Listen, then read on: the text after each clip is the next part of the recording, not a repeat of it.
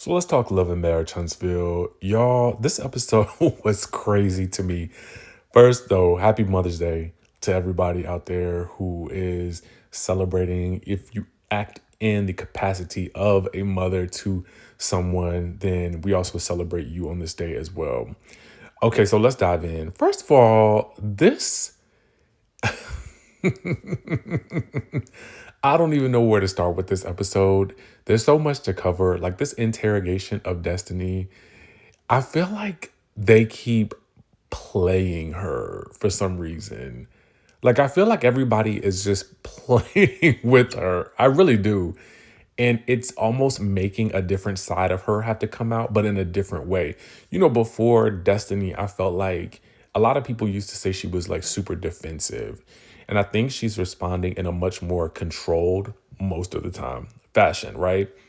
So it was interesting to see her and Nell's dynamic play out in this episode. But I just rewatched a couple of scenes from this episode, and I really do feel like, yo, why y'all set Destiny up like that? Nell and Chris, y'all really, really, really set her up. And now that I think back on it, if y'all didn't give this girl no warning of what she was walking into, and then you didn't actually accomplish what you set out to do, which was to have a conversation with everyone, I feel like you did the entire scene a disservice. If y'all gonna fool her into coming over and you're not going to tell her that Twan is going to be there along with Kayla and this is going to be an inquisition and you're not going to do the inquisition in front of everyone, then it almost feels like, okay, come on, y'all. Like, if you're going to go through with this plan, then I need y'all to go all the way through with it. Okay? Really go all the way through with it. Don't separate everybody and ask the questions. No, y'all gonna be bold and bad and ask everybody to come over, then be bold and bad and ask everybody all together in the same room the same questions. Okay? But before we get into that, let's talk about the other scenes that occurred. You have Chris sitting down with Martell, catching Martell up about the whole Marceau situation. First of all, Martell is like an agent of chaos. So he is just lapping it up now that Chris and Marceau are having issues. He is absolutely giddy and loving it, loving it. But there's another issue that we got to talk about, and that is Chris feeling perhaps a bit undervalued by Nell. And it is like this idea that she will state that, yeah, he's on my payroll. And I I I don't know what the inner workings of their dynamic is in terms of how they regularly speak to each other, but this thought that she says that all the time, now knowing that he is the one who actually put up the money to pay for the daycare, is kind of wild to me. I mean, enough, he may indeed be on the payroll, but would there indeed be a payroll if there was no investment up front? Now, granted, she manages the daycare, and I'm sure she is also managing a lot. I'm not taking that away from her, but I do now kind of wonder if maybe there is some level of discontent, and clearly there is because Chris says so in his confessional. So we'll see how that plays out. But it's interesting because I don't know that Martell takes the same stance because he's really in the fight for Chris to stand up for his rights as an equal part in their relationship, as much as Destiny points out later that it sometimes feels like he is still fighting for redemption for maybe things that occurred in his marriage. And that is where his standpoint comes from with regards to his conversation with Chris. So I wonder that the next scene that we see is there's a scene with Latricia and Sharon, and they're talking and recapping the girls' night event. The most important thing that came out of this for me was that Sharon said that while Destiny was wondering about Trish and Martell during their inquisition of Trish, that Sharon was hearing on the streets that it was actually indeed Martell and Destiny. See, I have a little bit of an issue with that because it is actually Trisha's fault that people really think that something was going on with Martell. It's Trisha's fault. She was so bound and determined to let us all know that she was indeed the person that she and Martell had a training situation going on. Oh, then she went to his house. She didn't train him at the gym. It just got the waters got so muddy. And it's all because Trish volunteered information when she felt as though Martell did not acknowledge that they already had previously known each other. So I just kind of felt like, I felt like Sharon was trying to get in a little, a jab for her friend. But at the same time, we got to look at the reason why friend is in the position that she is in with the group and how they question her about what she's doing or not doing, particularly with Ken. Now, moving along, the next thing that we see is Nell, Martell, and Destiny. They are out to eat and they are recapping a couple of different things. One thing is Martell has had this conversation with Chris. So now Martell kind of wants to know the details from Nell about how she feels about Chris's contributions to their marriage and their businesses, because Martell also believes that Chris is putting himself on the back burner because he wanted to start a menswear brick and mortar, but Chris is putting the focus on Miss Nell's posh and prissy boutique instead. And so that's also going to be very interesting because Nell does still feel like, and she says it verbatim, I mean, he is on my payroll. And granted, she has every reason, I think, to be upset with him about his license and maybe the way it happened. But I do think that there is something to be said for the continuous statement of him being on the payroll, making it seem as though it comes across sometimes like she's kind of making it seem like he's the lackey, he's the employee, and he's lucky to be able to show up at work. That's kind of how it feels. And I know that she is dealing with a lot, but I do wonder, what are his contributions to the household? What are his contributions to helping with the care for her father, with the kids? What else is he contributing to around the house? Because I guess that is going to make a difference as well in terms of how she feels. Because at the end of the day, Martell don't really have much say in their marriage and how their marriage works and what works for them. And I do agree with Destiny. I think that there is still a small part of him that has a little bit of PTSD from the way he viewed his own marriage and marriages in general. I think he does have a bit of an antiquated view on how relationships work. But whatever the case may be, they move on to discussing Latricia and Destiny and their fallout.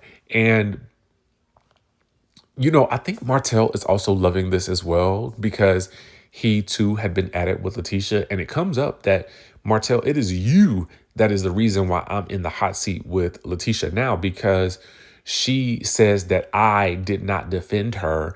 And she says that I did not warn her what you were going to say during the Destiny field day that they had about a season or two prior. Because at this point, I don't know, because we've been through so many little breaks and pauses. Y'all know how I feel about that. Anyway, whatever. So Destiny, she goes on to reveal, I defend Latricia. I defend her to her husband. And I said that. I said the only person that doesn't defend you is your husband. Then she also said, I tell people that you're not stupid. And Miss Nell was like, see, there you go, hidden below the belt. And Martell can't wait to jump in there and is like, yeah, I mean, people do be saying she's a dingbat, a dodo bird, or whatever it is. And I'm like, man, you might want to chill on that, because at the end of the day, you and Marceau are supposed to have had this kumbaya moment where you guys have agreed that you're just not going to say anything. And I feel like Martell has continued to renege on that throughout the season. I think he just cannot help himself. Moving on, let's get to the scenes that I really want to talk about. First of all, I am trying to figure out this whole situation with y'all inviting Destiny over and not telling her what indeed was going to be going down. Everybody else seemed to be kind of clued in that this was going to be a big family night. And then Destiny is showing up out of the blue. Maybe they did know, maybe the kids knew, maybe they didn't know, but it seemed like Destiny did not realize what this was really going to be, and that she indeed was going to be on the menu. I did think that that was super shady. And for NELL, see, NELL, Destiny, when you was making your dramatic exit and NELL went back in there to eat them chicken wings, that was your clue that NELL is not looking out for you, girl. She is not looking out for you. She's not. She's not. Okay? That's number one. Number two, when Destiny does come in and this bump between her and Kayla, I am trying to figure out for the life of me what I'm going to tell you guys how I feel.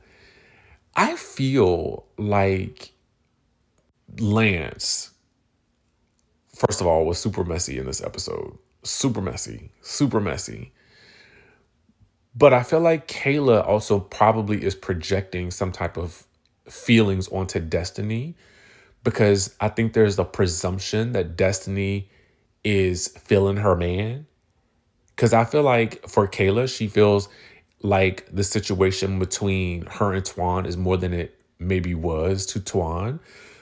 Because Twan makes it seem like they don't have really nothing going on. They was hanging out, kicking it, messing around.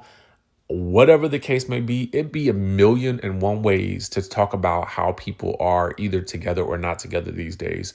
So I don't really know what that definition was. And clearly they didn't define it. But during the dinner, he makes it clear to her that it ain't really nothing like what she thought it was. And the look on her face is crazy. So my wonder is if she is now thinking that Destiny has some sort of issue with her and is bumping her from behind. Like, what would that do? Like, when you really think about it, like, what would it do for Destiny to bump you? Not to mention she's in a house full of your family. So was she gonna bump you and then do what? Buck up and fight you, your sister, your brothers, your mama, because you know your mama gonna jump in. It just, I don't know. It makes so little sense. So that happens, and Destiny ends up going in the same room with Chris and NELL, and then the kids, Lance, Twan, Kayla, the other sister, and Chris Jr., they all are in the kitchen. So this conversation is happening simultaneously, which I thought was crazy. Production, y'all did that. Because as Chris and NELL are questioning the timeline of Destiny and Kayla, this should have been happening in the same room. But what they do is they end up, I mean, it really does feel like an interrogation.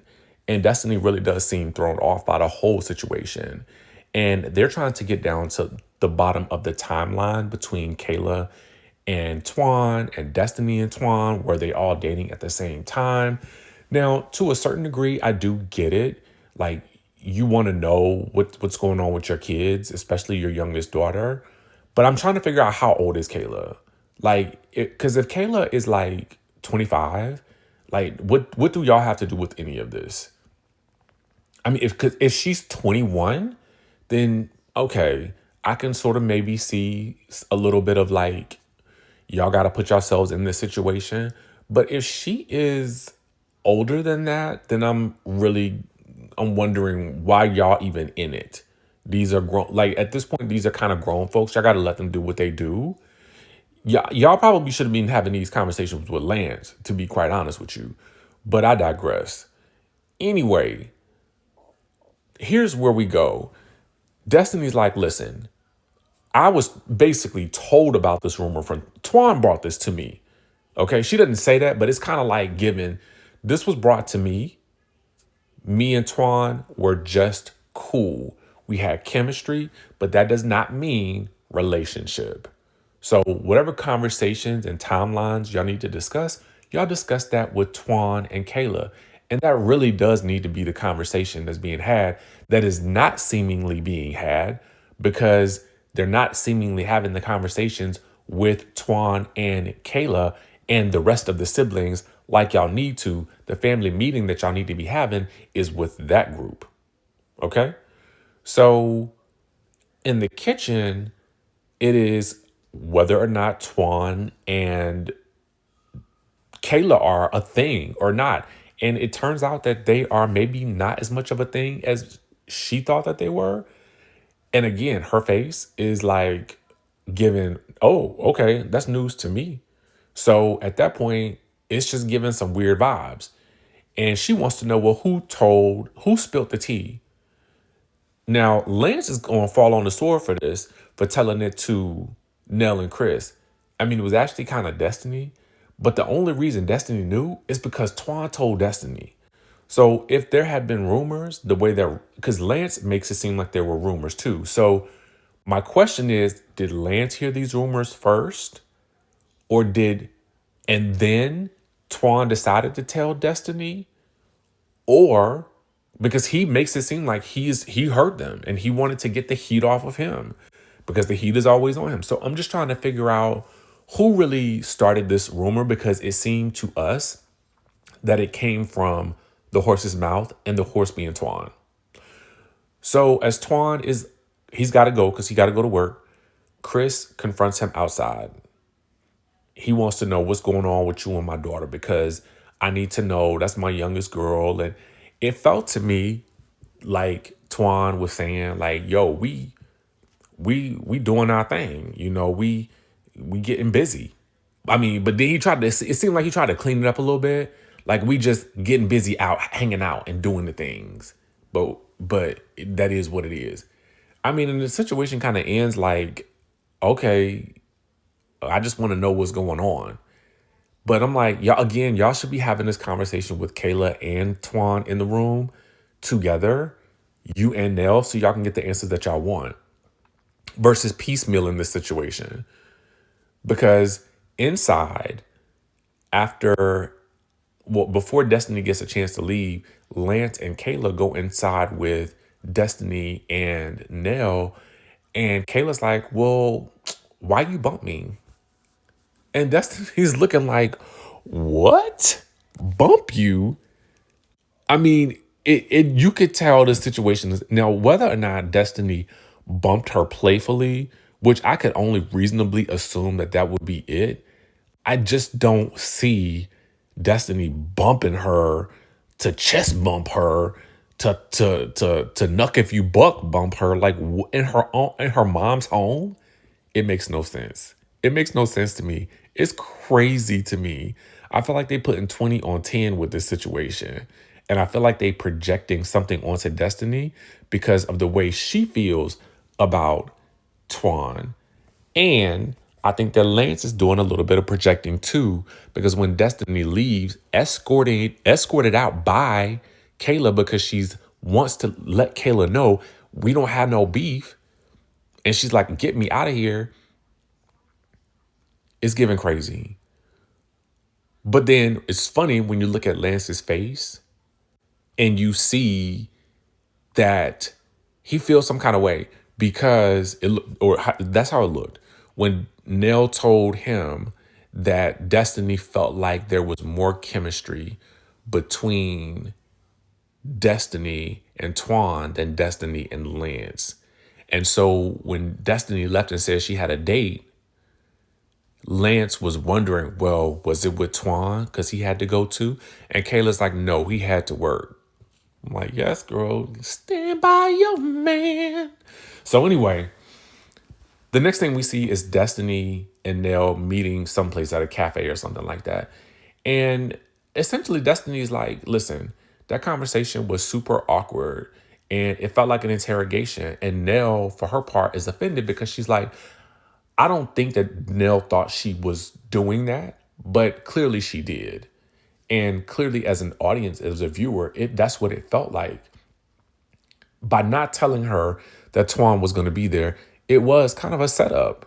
It really was, whether you like it or not. And so Nell does what Nell kind of does a lot, is she then starts to get offended because you're offended. And then now she's like, I'm not going to repeat myself. I wasn't trying to do that. And Destiny's like, I wasn't telling you to repeat yourself. I'm telling you how I felt, and I felt disrespected. And rightfully so. And versus Nell hearing her out, Nell gets defensive and tells her that, well, girl, you could have left if you felt so uncomfortable. And she did leave. But at this point, Destiny, I think, is like, I keep getting disrespected by y'all in this group, and today is not the day. So she gets up and she storms off. But Destiny, as someone on the OMFG reality TV page pointed out, you left your purse. Why can't Destiny ever get out of the door good? Destiny, when you want to make these dramatic exits, I need you collect all your belongings. You left your purse on the table. Now we know you're going to have to go back. Lord have mercy. Somebody going to have to get the purse. And that it says to be continued. So in my mind, clearly she's going to have to come back. And I'm like, can't you just get out the building one time with these dramatic exits? I mean, I don't know. Throw everything off the table if you need to. And make sure if in the future, Destiny, when you want to make a dramatic exit, you have got to collect your belongings or show up to the scene without a purse. Because otherwise, this is going to detract from the exit that you are trying to make. Well, maybe not trying, but when you get that fed up, I mean, you so mad you forgot your purse. Your purse is at the table. Your credit card, your house keys, all that stuff is there. Lord knows your phone probably in there too. So what you gonna do? Anyway, y'all, that's my thoughts on this week's episode of Love and Marriage Huntsville.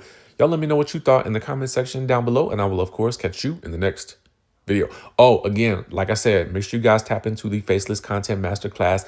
The link is below. You don't want to miss it on Tuesday night, 7 p.m. Yo, if you want to make content, but you don't want to show your face, I got just the thing for you. I got the keys, and we about to drive off. All right? I'll catch y'all later.